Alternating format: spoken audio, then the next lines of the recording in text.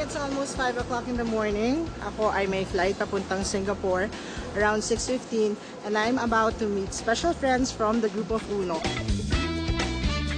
Sila ang mga miyembro ng UNO. Dahil humataw sa pagbebenta, sila ngayon ang pinagkalooban ng free trip papuntang Singapore, Thailand at Malaysia.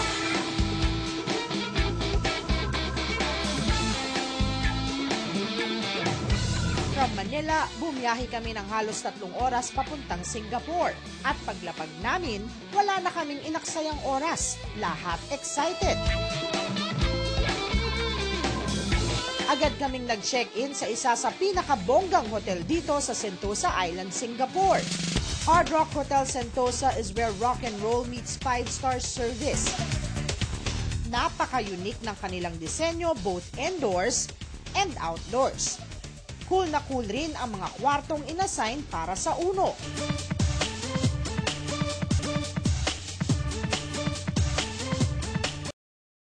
Ilang lakad mula sa Hard Rock Hotel, narating namin ang kauna-unahang movie theme park sa buong Southeast Asia, ang Universal Studios.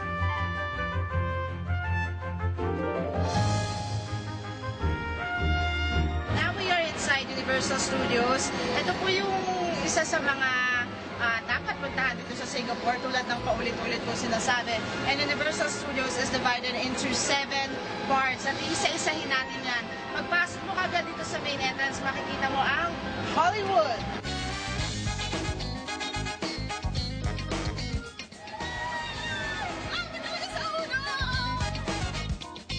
Hindi ko kayo nakalimutan. Ha? Mga downloads natin.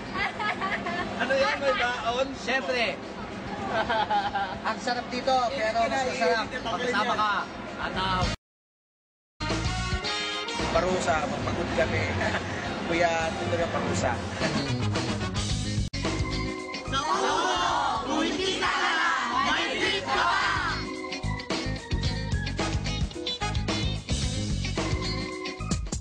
Universal Studios has 7 zones to explore. Pero kami ng mga taga-UNO, dito dumiretso sa far, far away.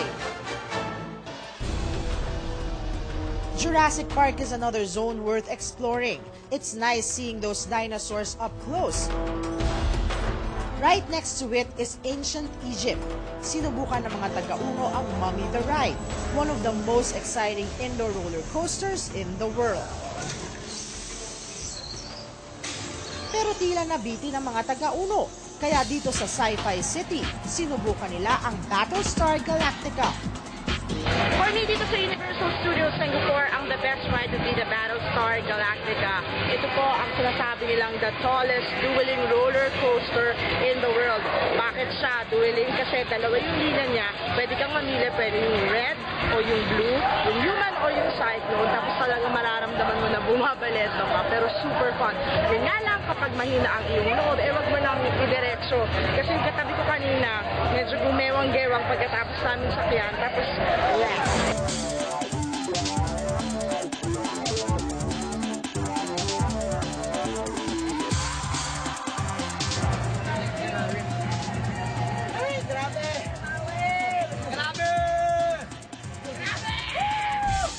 Isang nakakalokang dinner buffet ang inihanda para sa amin ng Hard Rock Hotel Sentosa. Walang kagana-gana. Ito yung kainang walang humpay. Grabe ang UNO. Kaya na Universal Studios ngayon. Buffet, lamon na naman kami. Oh. Kain na Grabe naman. ito. Simula pa lang, hataw na.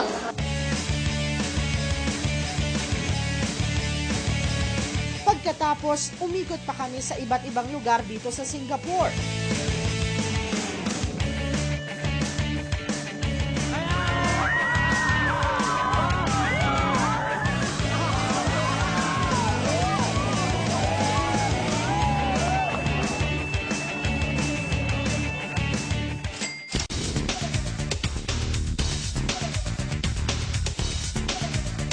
Isang araw ng kasiyahan dito sa Singapore para sa mga taga-UNO.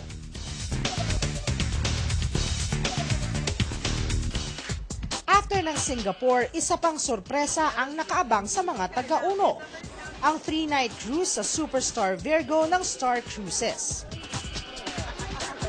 Ayan, dito. Tara mo kami. Oo.